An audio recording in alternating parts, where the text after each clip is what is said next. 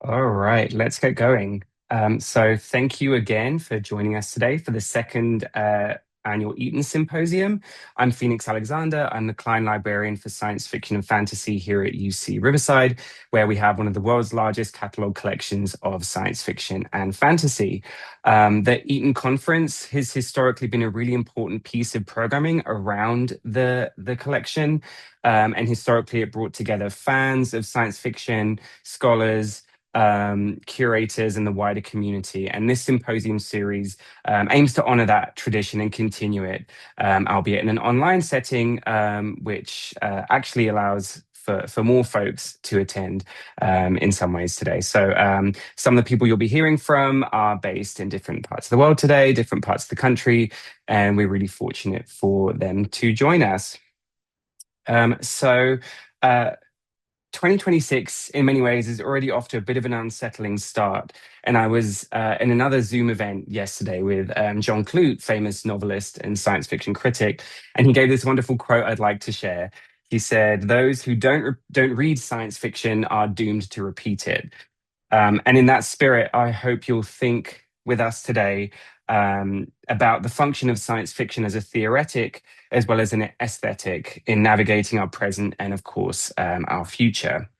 So I'll briefly go over the schedule for today. In just a moment, my colleague Andrew Lippert and I will be presenting on the work we've done here at UCR Library over the past year. We'll be followed by a panel of local curators from the Lucas Museum, the Huntington Library, and Cal State Fullerton from 11 till 12 p.m. And all times I'm giving our Pacific time, of course. And then after an hour's lunch break at 1 p.m., we have a panel of scholars who are presenting their work with Eaton Collection materials, followed by our editorial roundtable at 2 till 3 p.m. And then finally, our keynote speaker, Ken Liu, will close out the symposium, and I'll be in conversation with him about his latest novel, All That We See or Seem. And that's from 3 to 4 p.m., again, Pacific time. Throughout the presentations, we've built in about 10-15 minutes for audience questions. So please feel free to jot things down, thoughts as they arise, questions you might have for our panelists. And we'll be happy to ask them in the sessions. And I see a question already. Will a recording of events be available after today? Yes, videos will be uploaded to our YouTube channel and for each session, and that will be happening in the next few weeks. All right, so before I get going proper, I just wanted to start off with some thank yous. It's not going to be the Oscars, I promise, but I do want to shout out some people who make and made these events happen. So first of all, to UCR Library and Tiffany Moxham, as well as the wonderful staff and students in UCR's English department, especially Andre Carrington and Cheryl Vint, whose tireless support for the Eaton Collection, as well as their field-leading scholarship in SF, really makes UCR such a world-class hub for scholarship in the genre. And we'll actually be hearing from one of our current graduate students as well as alumni in the Scholars Panel at 1 p.m. I also want to thank Sean Wright, our amazing communications specialist here at the library, who is backstage in this Zoom webinar helping out. So thank you so much. Sean continues to support our work through all the social media channels, in-person event promotion, and brings a keen design eye to proceedings to help get the word out about the work we do. So thank you, Sean. And I also want to thank my wonderful colleagues in Special Collections and University Archives, Andrew Lippert, Sandy Enriquez, Jessica Geiser, Karen Rains, our fantastic students, our conservator, Christina Bean, and Digitization Service Specialist, Mark Buckholtz. And of course, thank you all for attending today. I'm really excited for you to hear our speakers, to ask your questions, and think about science fiction today in all its permutations. Okay, let me grab Andrew from the attendees.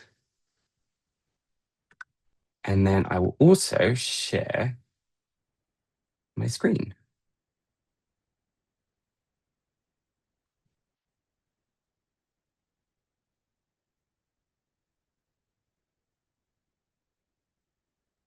All right, can everybody see the screen okay? The slideshow, title slide? Perfect. Good. All right. So this is our first session, a year at the Eaton Collection, as you can see. Andrew and I will be talking for about 40 minutes or so. And then again, as I said, we want to leave time for questions at the end. So if anything comes up while we're talking or presenting, please do jot them down in the chat and we'll get to them. So I guess I'll start with me. As I mentioned, my name is Phoenix Alexander. I'm the Klein Librarian for Science Fiction and Fantasy here at UCR. I've been in the position for just over 3 years now. I started in 2022. And prior to that, I was at the University of Liverpool, where I was the curator for their science fiction collection. So found a bit of a niche for myself. Which is fantastic. My background is actually as a fashion designer, and then I moved to literary studies. I did my BA and MA at Queen Mary University of London and my PhD at Yale University, specializing in the history of Afrofuturism and the prehistories of science fiction genres. I am the editor-in-chief of Vector, which is the journal of the British Science Fiction Association, as well as a writer of short fiction myself. So I'm a member of the Science Fiction Writers Association, the Horror Writers Association, and have served as a judge for various literary awards in the past few years. And Andrew, I will turn it over to you to introduce yourself. Perfect. Hello, good morning. Yes, my name's Andrew Lippert. I'm the Special Collections Processing Archivist and a colleague of Phoenix in the library. I'm a certified archivist, and a lot of my work focuses on the collections, making them available for researchers. And there's a couple fun examples here, the photos on this slide showing sort of what these collections look like sometimes when they come to us, and then what they look like when I'm done with them. So it's just a matter of making collections as accessible as possible for folks to use them. I've also been working with the Eaton collection for a number of years. I've been at UCR for 8 years now. So I've been intimately involved with working with Eaton collections the whole time. And of late, I've been sort of journeying down the rabbit hole of comics and graphic novels and comics librarianship. And I am currently serving as the vice president of the research librarians cohort of the Comic Studies Society. It's a mouthful. And we'll be talking about comics a little bit more further into the presentation. I'll go ahead and pass it back to Phoenix for now. Awesome. Thanks, Andrew. And our colleague Sandy Enriquez couldn't make it today, but we also work closely with her using science fiction materials in teaching and outreach in particular. So shout out to Sandy there as well. So I will just give a brief overview of the Eaton Collection for those of you who don't know what it is. The Eaton Collection started in 1969 with a purchase of about 7,500 hardback editions of science fiction, fantasy, and horror. This was bought from Dr. J. Lloyd Eaton, who is the gentleman you can see in the picture there, and after whom the collection is named. The collection has since grown over the years to encompass more than 300,000 items, including more hardback and paperback books, many of which are first editions or rare and limited editions. We have complete runs of almost every major pulp magazine and genre magazine in the field, over 100,000 fanzines, which are sort of community-made magazines, publications that are circulated among fans, and a hugely important aspect of fandom, right, in the history of science fiction and literary traditions in general. We also have associated literary collections of more than 30 SF fantasy and horror authors.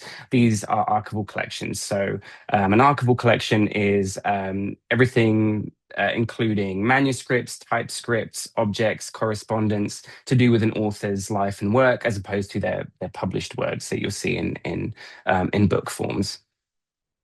We have plenty of film and visual materials, including 500 shooting scripts from science fiction film and television shows, thousands of comic books, anime, and manga, as well as collectible ephemera and realia, such as cards, posters, pins, and action figures. So it really is one of, as I mentioned at the beginning, one of the world's largest collections of genre materials.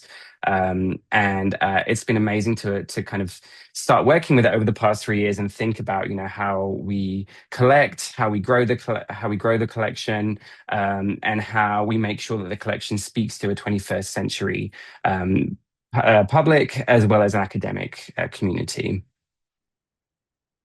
And I just thought I'd share a few examples of some of our authors' papers, some more recent acquisitions, and I say recent fairly loosely. A couple have been in the last few years.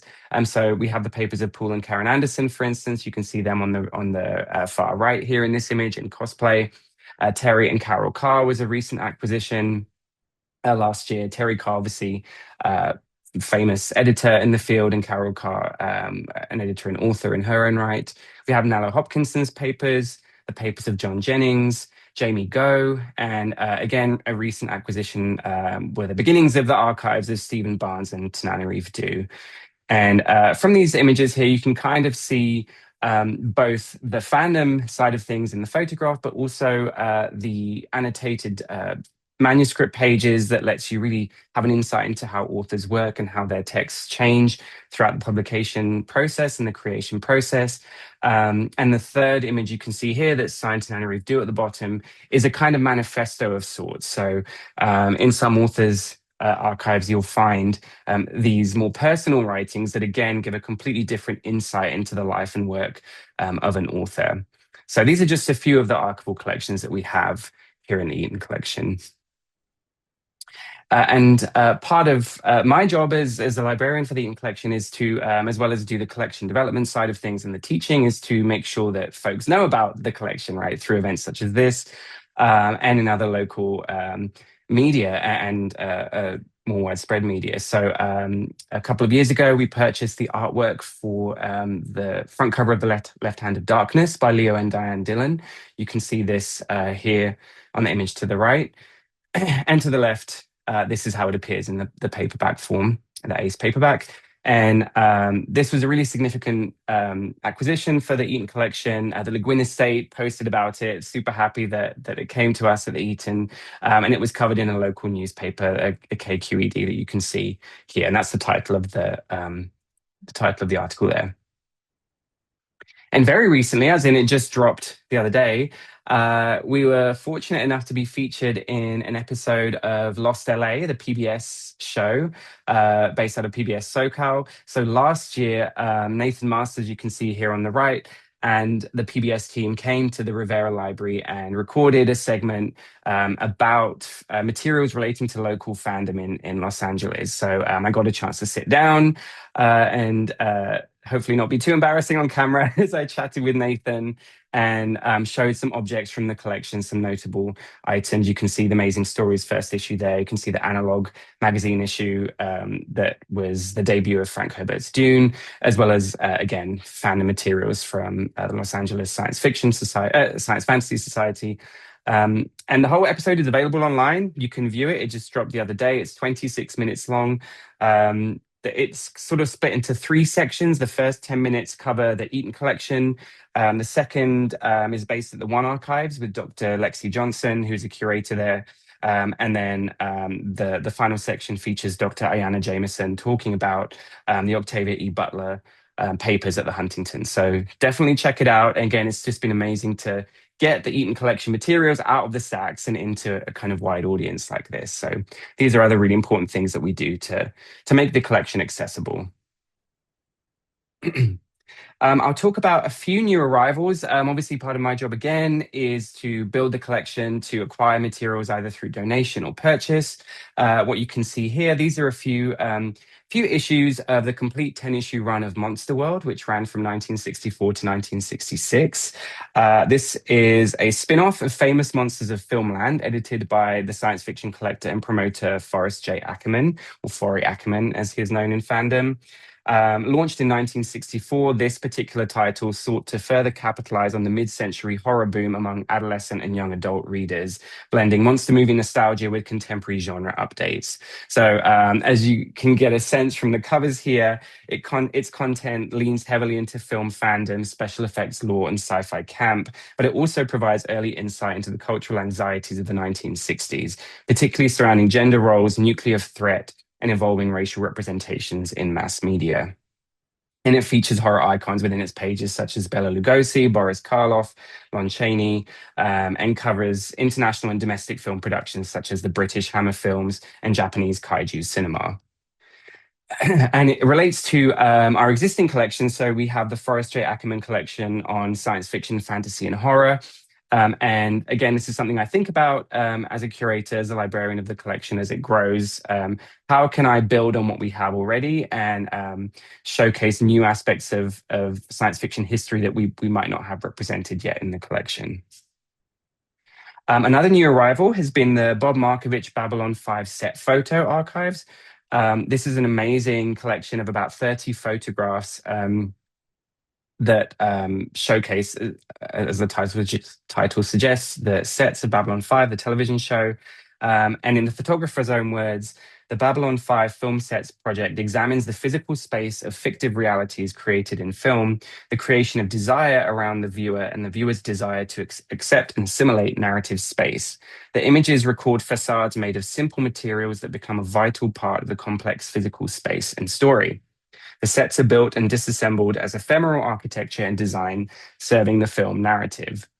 And as you can see from just these two images that I've chosen to show on the slide, Markovich's images usually have this kind of double representation of both the facade and the kind of construction of the set. So on the left-hand side of the image, you can see a kind of a spaceship corridor, but then you also get that barrier about 2/3 of the way to the left of the image, to the right of the image, sorry, where you can actually see the wooden construction and the wiring and so on. So it's a really fascinating archive and really adds to our collection on film and television materials.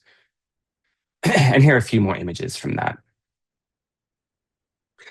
Just briefly, again, new arrivals can encompass photographs, as we've seen, it can encompass magazines, but also archival documents, manifestos, as well as print materials. So from left to right, briefly, this is a satirical pamphlet from J.G. Ballard. It's a first edition. It's apparently one of 250 copies. And it's written in the style of a scientific paper presenting a series of experiments pertaining to the psychosexual appeal of Ronald Reagan. And it was published 12 years prior to his election as president of the USA in 1980. To the right here, this is Robert Heinlein's Cold War Manifesto / The Origins of Starship Troopers. This is a very rare broadside reprinting a libertarian polemic he first published in the Colorado Springs Gazette-Telegraph on Saturday, 12th, 1958. So this is a really fantastic document here. And to the right, this is a recent print edition of the short stories of Eli Coulter. She was the author of 16 stories published in Weird Tales and other pulps between 1925 and 41. Now, the reason I purchased this is because the particular issue of Weird Tales, volume 9, number 10, from January 1927, contains a really interesting story called The Last Horror, in which a highly educated Black man, frustrated at the racism he faces in society, attempts to graft white skin upon himself to pass. This resonates with works a few years later in the genre, such as George Schuyler's Black No More, published in 1931, which, despite its problematic premise, critiques the concept of racial passing and transformation. So we actually did not have the issue of Weird Tales that this story appeared in, but I really wanted to have the story available for folks in the reading room until we actually tracked down the issue.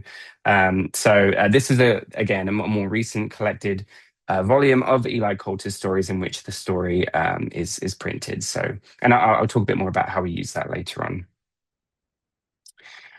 Moving quickly forward, these are a few examples of some of our fanzines I mentioned earlier. Fanzines being locally produced, often nationally circulated, posted magazines created by fans.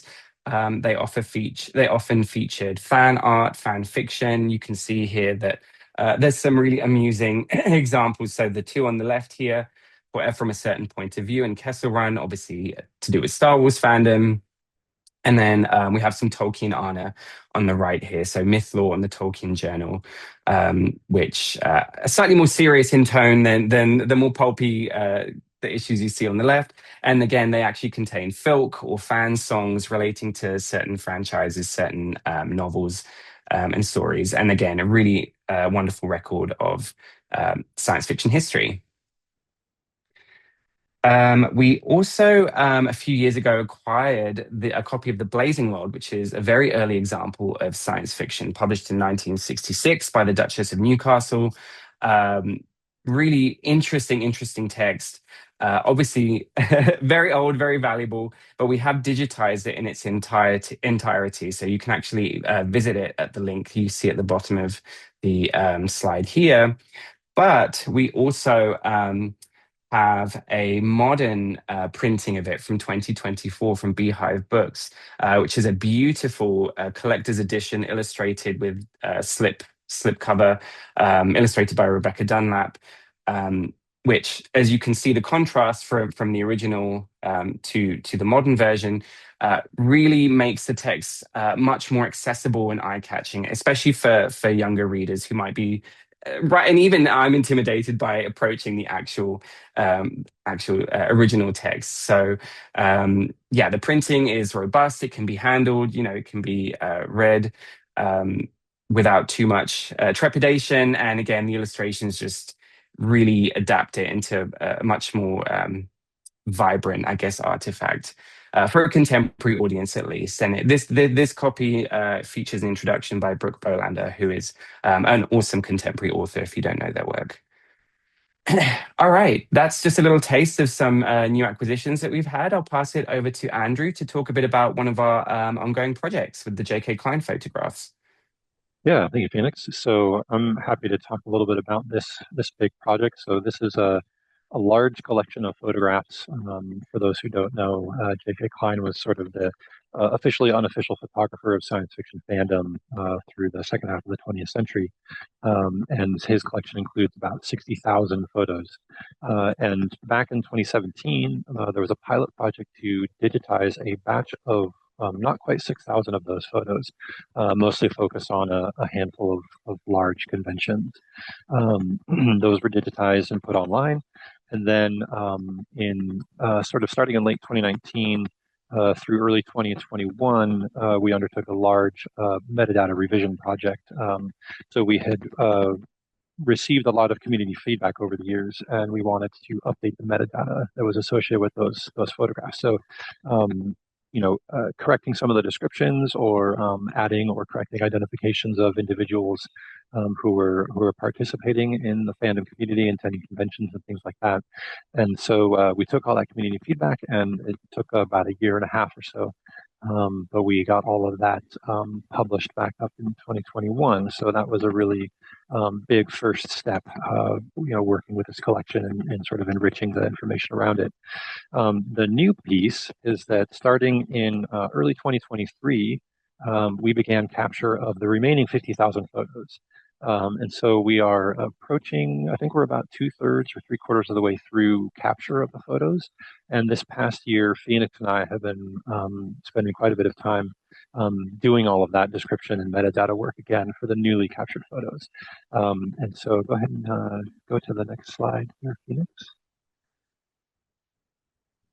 So, as I said, there's about 50,000 images still or that needed to be captured. Those are broken up into about 11 boxes, and the first of those 11 boxes is just about ready to be published. And so, box one spans from the 1950s to 1967. And as I said, the original photos that we digitized with the pilot project focused mostly on a handful of the major conventions. And as we've been going through the bulk of the collection now, we're finding things like personal photographs and other things not so much related to science fiction, but as well, we're also finding a lot of science fiction material, as you would expect. And so here's an example on this slide here. This is a photograph of Fred Pohl speaking at Syracuse University in 1967. Go ahead, next slide. And so here are some of those personal photographs. So we've got J.K. Klein himself there, an early selfie from the 1950s when he was a student at Syracuse University. And you can see his wife, Doris, there. So that picture in the center is them at a Syracuse football game while they were undergrads. And then there's another picture of her knitting on the right there. And then in addition to Klein's interest in science fiction and science fiction fandom, he had other hobbies, including amateur radio. So you can see his ham radio there on the bottom left. So there's a lot of fun photographs of that sort of fill out their lives a little bit. We can see a little bit more of them outside of their science fiction activities. Next slide. And then here are a couple more examples, right? So we've got more convention photographs, the Nebula Awards there in 1967 on the right, and then a photograph from Phil Kahn in 1964 on the left there. And that was a fun photograph. There aren't too many photos of cats in the collection, but there are a couple. This was one of them. That's Sam Moskowitz there sitting in a chair. And this was uh, at PhilCon, there would be house parties associated with the convention. And there's a series of photographs that were taken at somebody's house. Unsure whose house it is, but maybe at some point somebody can fill in some of those gaps for us down the road once these are published. Next slide. Yeah, so that is the information on the work with the Klein photos. So you can keep your eyes open on our social medias and other announcements. We should be publishing that first box um, coming up here in the not too distant future. But yeah, as I mentioned before, I've been working a lot with comics the last couple of years, and I just wanted to highlight a couple comics related pieces or Eaton related comics items. Next slide there. Thank you. So as I mentioned, I'm the vice president of the research librarians cohort of the Comic Studies Society. And one big project that we have been working on the last year or two is around creating a resource that pulls together information about archival collections related to comics and comic studies. And so we recently put this up on our website. And if you go to this QR code, that will take you to this page where you can see information about some of this initial information that we've put together. And you can also, there's a submission form on that website if you happen to work at an institution that has one of these types of collections, or if you know of an institution with these types of collections, you can also nominate somebody's collection to be added to the list. But there's been some interesting things that we found along the way as we've been reaching out to comics colleagues and comics librarians within at other institutions, which is like you wouldn't necessarily know, who has certain types of materials, and we found out that there's a number of institutions that have collections of original comics art, such as the University of the University of Missouri Columbia, the University of Nebraska Lincoln, and Washington University in St. Louis. So it's really cool to be able to identify and locate these types of collections and try to promote them to scholars and researchers and other users of archives that might be interested in comic studies and finding collections like this. All right, next slide, Felix. So now we'll talk a little bit about some of our outreach, and I'll start with our current exhibit, which is Neon in the Gutters, Cyberpunk Visions of the Future. And so this is still tied into all that comics work. This exhibit went up in spring 2025, and it will be coming down at the end of this summer 2026. We have a new exhibit planned for a non-Eaton exhibit planned in special collections for fall 2026. But this is an exhibit that I curated focused on cyberpunk comics and graphic novels in the Eaton collection. And this image here is the cover of the exhibit guide, which I worked on as well. Next slide, please. Yeah, so just a little bit about the exhibit. So it's focused on cyberpunk comics and graphic novels, and it's the main themes are comparing and contrasting sort of those early works during that initial wave of cyberpunk from the early 1980s into the early 1990s, and comparing and contrasting that with more recent works from the last 10 or 15 years. And there's some really interesting themes that have popped out. I highly encourage anybody who's in the area to come check it out. There's also a copy of the exhibit guide online if you want to see some of the works that are included in that. So that's one half of the exhibit, and then the other half of the exhibit focuses on the specific themes or topics and sort of looks at how those have been represented throughout cyberpunk over the course of 40 years. So there's one case that focuses on technology and the body, how people have envisioned different post-human or transhuman existences. There's a case on virtual realities and cyberspace, and of course we cannot avoid talking about artificial intelligence these days, so there's a case showing different representations of AI over the years as well. And you can see a couple examples here of the materials in those cases. Next slide, please.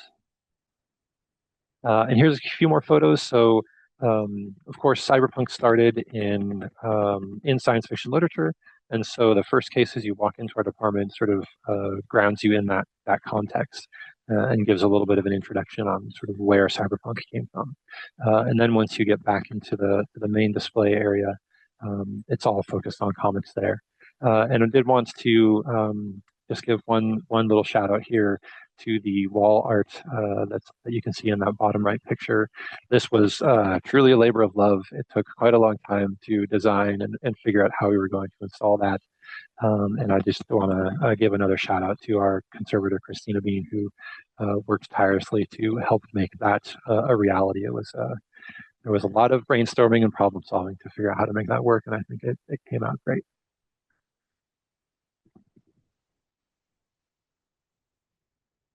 So I'll pass it back to Phoenix now.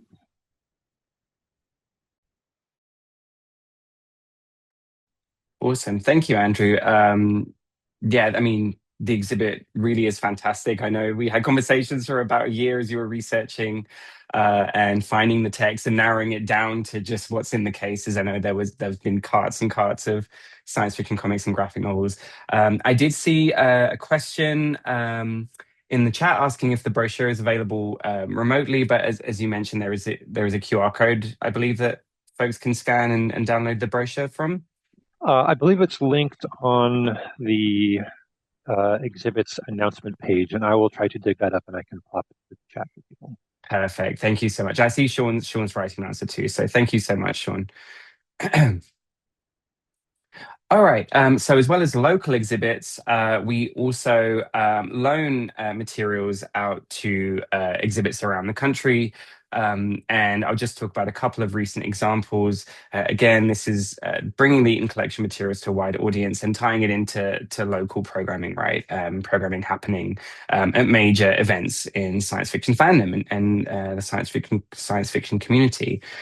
So last year we loaned some materials to the Academy Museum's Cyberpunk exhibit, and this year we're in the process of loading materials for their upcoming horror exhibit called The Horror Show, which is set to run from September 2026 to July 2027. So again, if you're in the LA area, keep an eye out for that because that looks really exciting. And I think horror in general is having a bit of a renaissance in genre in 2026.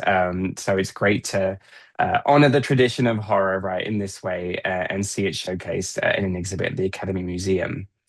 And then in the Worldcon just gone in Seattle in August 2025, we provided materials and facsimiles for presentation of about CCon 1961. So for those of you who don't know, Worldcon is the world's largest annual science fiction convention, typically moves around the US and other countries, hosted by a different city every year.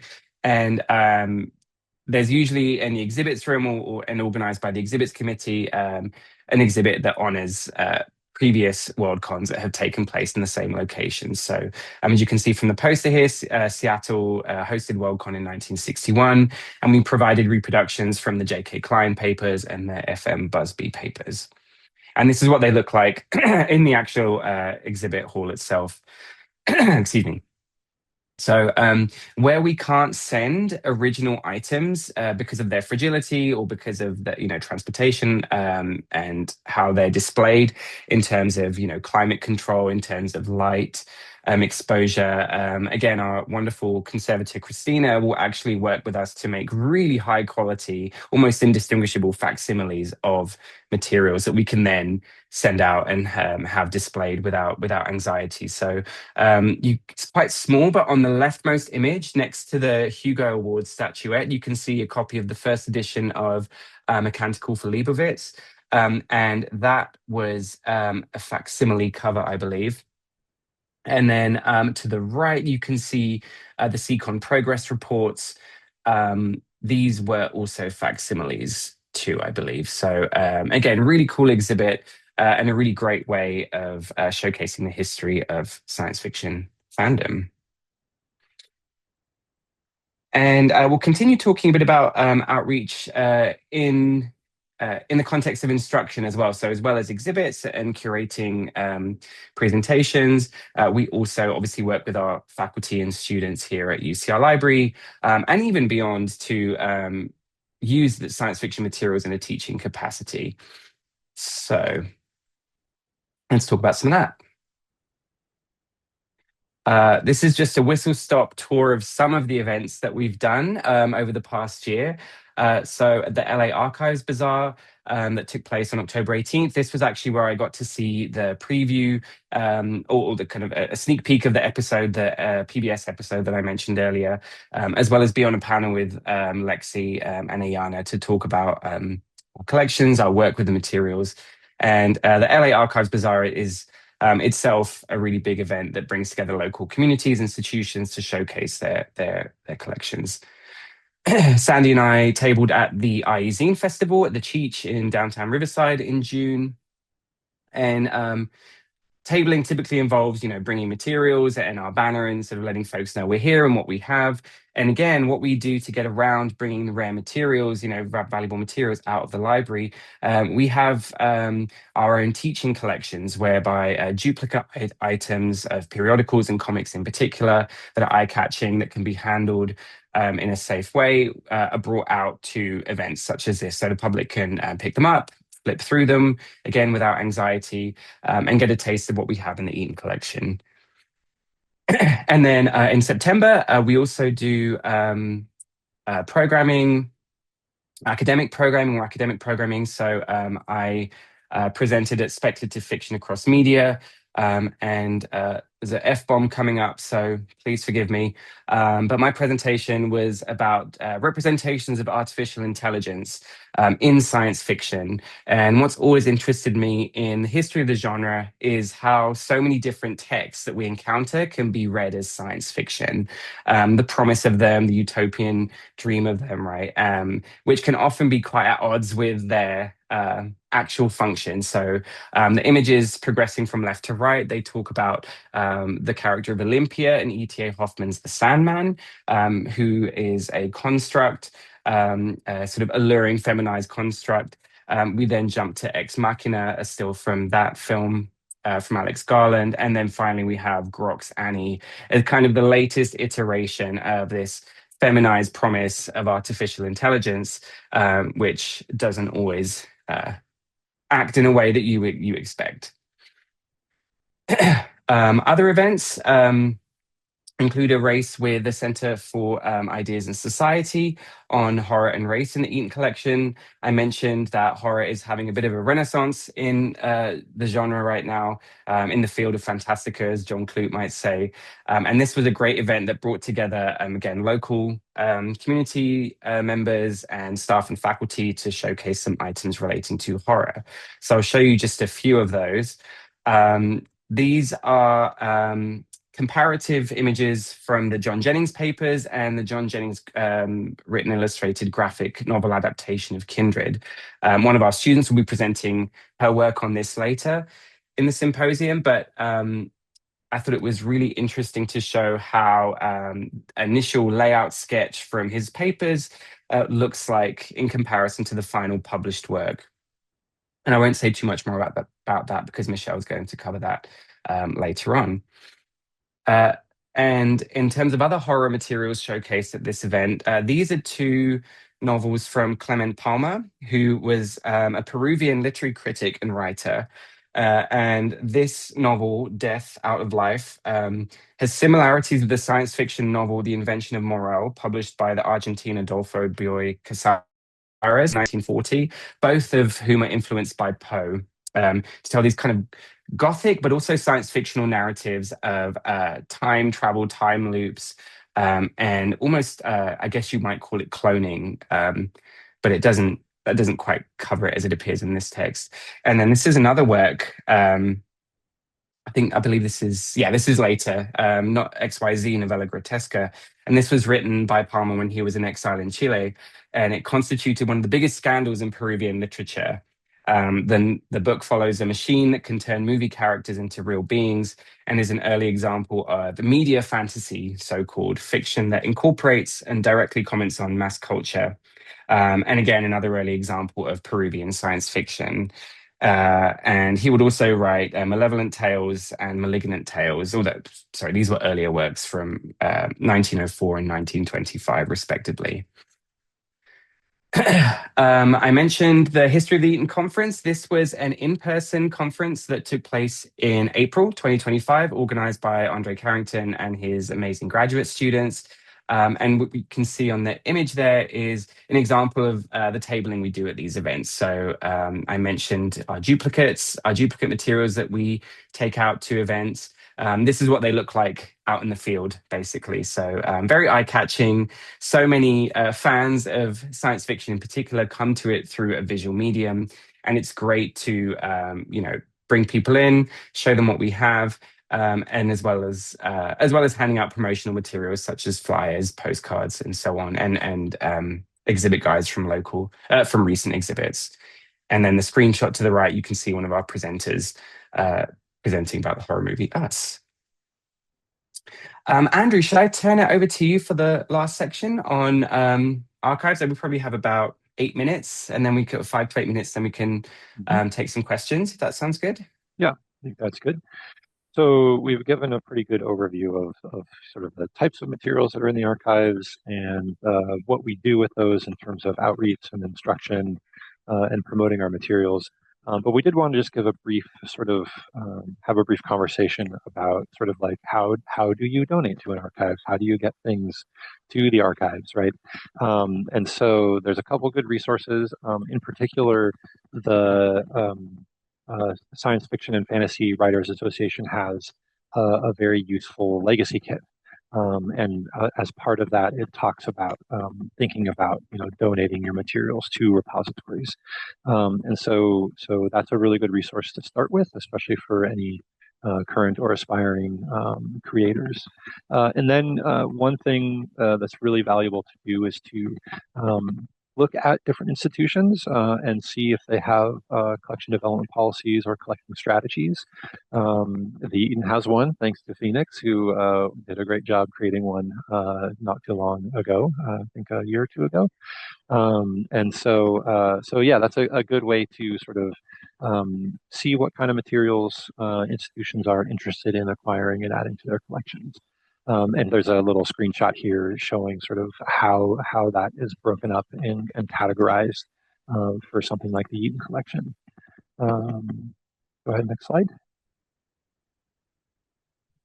So there's just a few things to sort of think about as you're pondering these questions.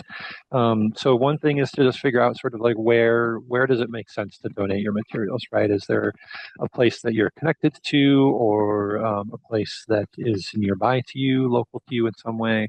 Do they have similar collections to what you want to donate? Things like this, right?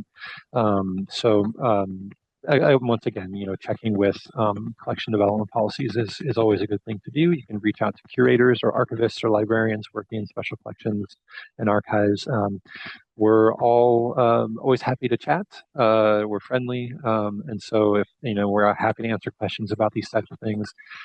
So there's never don't ever worry about reaching out to folks, and if you're reaching out to the wrong person, they'll make sure you get in touch with the right person. And as noted here on this slide, if there's ever any question, you can always just reach out to like a department head or a director of some, depending on the type of institution it is.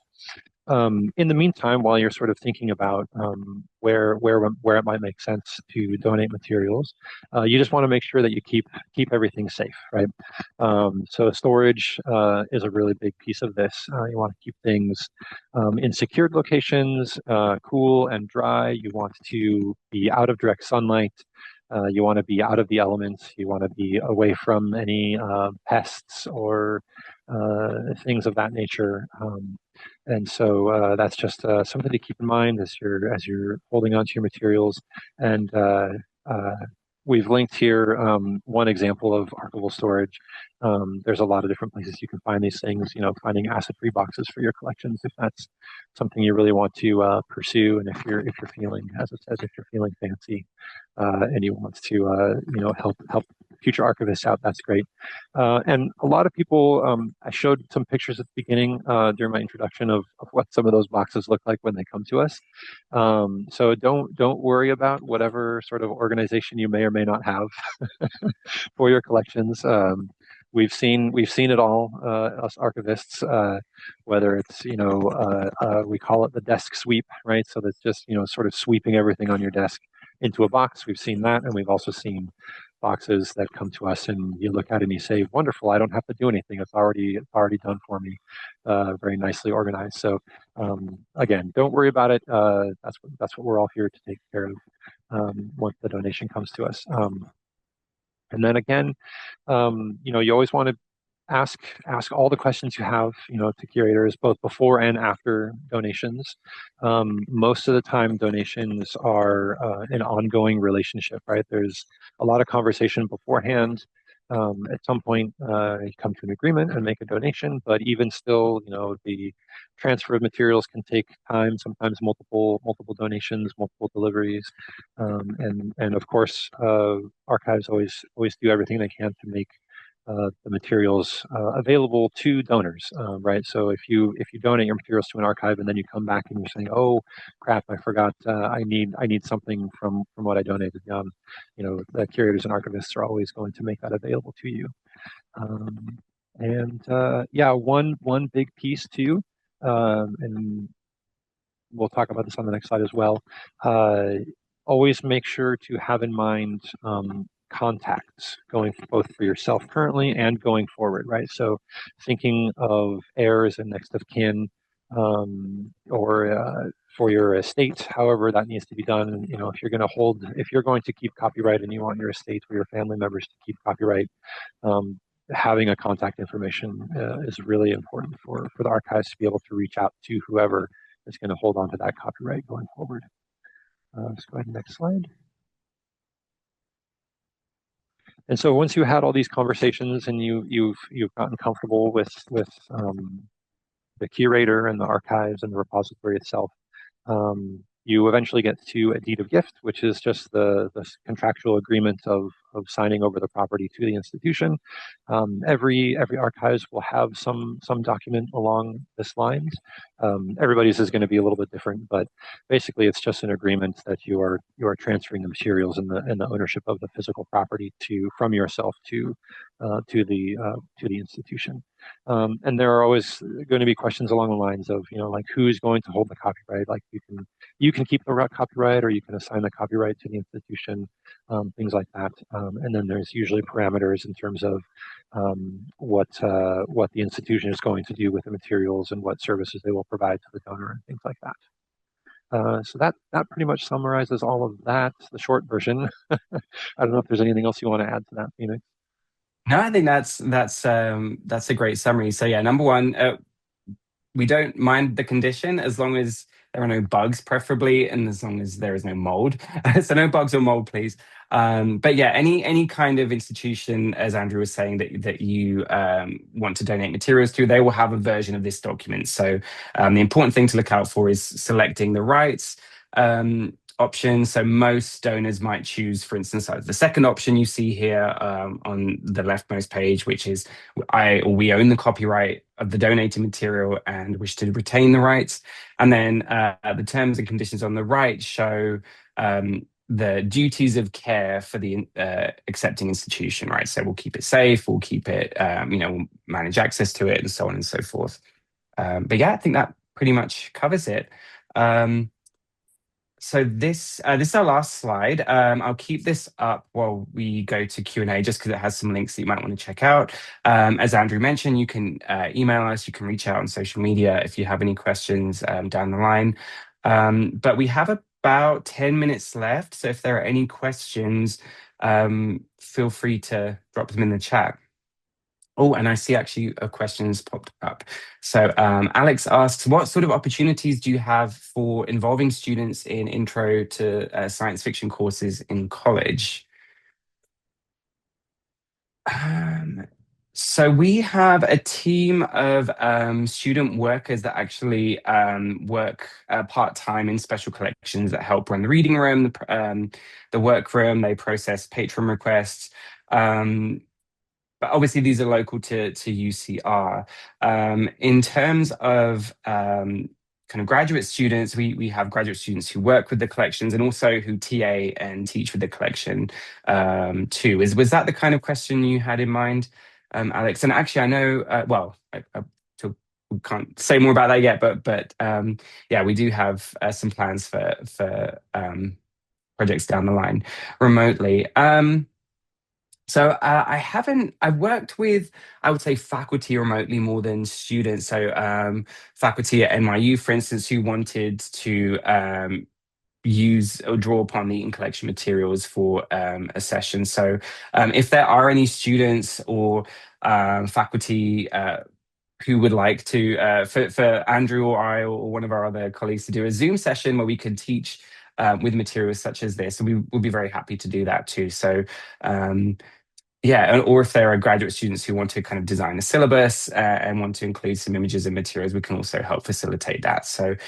In all instances, the best thing to do would just be to drop either myself or Andrew an email, and we can sort that. We can help make that happen. I hope that answers your question. Thanks, Alex. I think maybe one more thing to say is that Mm, as a student, if you're not at UCR, you can still use materials in the Eaton collection to a certain extent, right? So you can, some of our materials are available online. So the link to Calisphere there in the middle of this page, that takes you to all of the digital collection. All the materials that have been digitized from special collections are hosted there. So that's one way to access some materials from Eaton remotely. And then all of our archival material is hosted on the Online Archive of California. And so you can find, that's where you'll be able to locate the collections and see the finding aids to see what kind of materials in them. And then we do offer reproduction services for materials in the archival collections, right? So if a student was working on a project and identified some correspondence between two authors in one of our collections, they could request to have that digitized and sent to them. And there is a nominal fee associated with that, but a lot of times, especially for like student work affiliated with like a class project, we'll often waive those fees. So that's just a matter of somebody needing to ask for it, and then we just have a brief sort of like check to make sure. But hopefully that clarifies some of the more resources people can access.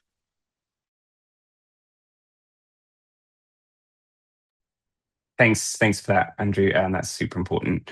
Have another question from Esperanza, who wants to know if presentations or research for the horror and AI presentations are available. I don't think the sessions were recorded. I certainly have my slides that I'm happy to share. Um, I think the horror event was like a hybrid event, so it was on Zoom as well. But again, I'm not sure if it was recorded. But yeah, if you like the slides, I'm very happy to share. So just drop me an email again. I can send you the link.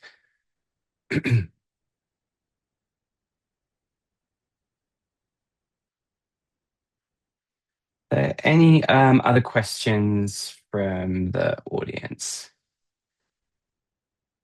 Thank you for that, Esperanza.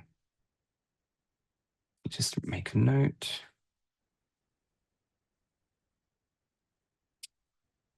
I have a question for you, Andrew. If I can put you on the spot. Sure.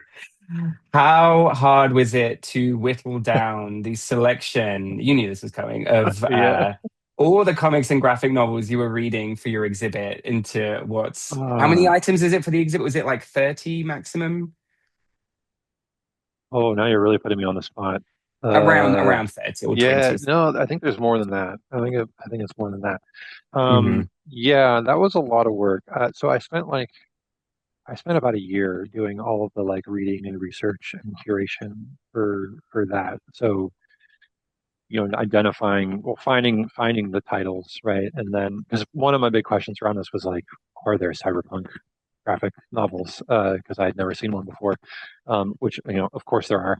Um, so one was just locating all the as many materials as I could, and then figuring out whether or not they were really cyberpunk, right? Sort of like creating those definitions and figuring out like where am I drawing my boundaries and what is going to be fit and what is not. So yeah, there was a lot of work with that. Excuse me. And then yeah, at some point it turns into figuring out. Yeah, as I mentioned, there were sort of three. There's two halves to the exhibit. There's the compare and contrast, and then there's the three topical cases. And there was at some point it's you consume all this material and then you figure out, okay, like what is sort of like presenting itself to me as thematic options. Um, and so yeah, that took a little while, and then you of course you end up with more options than you have space for, right? And of course the problem with exhibits, or the challenge with exhibits, is always the space, and figuring out like, okay, I have these things I want to talk about, and then I have this space, and I need to figure out how to get the thing I want to talk about into the space in a coherent manner. And comics take up a lot of space. They're really large, especially when you've got big double fold, you know, non-floppies, right? If you've got bigger collected volumes or other strange formats, they take up a lot of space. And so it gets really challenging to figure out how to make it all fit. You know, it's like a big Tetris puzzle. Yeah, it was a lot of work. It took a long time, which is why it's up for a long time. And we've had a ton of people come through. We've had a lot of foot traffic, which has been really great. So it's been a really awesome thing to see how many people it's bringing into special collections, because we're sort of, for those who don't know, our department is on the fourth floor, and it's the only thing on the fourth floor of the Rivera Library. So we're kind of squirreled away off the main path. So it's always a challenge for us to bring people into the space, and so it's been really cool to see all that engagement. Awesome, thank you. We'll finish a couple minutes early. Thank you so much, everyone, for tuning in. If you have any questions that you think of and you want to ask later, as I mentioned, feel free to drop us an email. We'll be back in just a couple of minutes where we will welcome curators from the Lucas Museum, the Huntington, and Cal State Fullerton to talk a bit about archival collections, science fiction archival collections in the area. So thanks again. I'll stop the screen share. And yeah, join us in just a couple minutes for our next panelists. Thank you.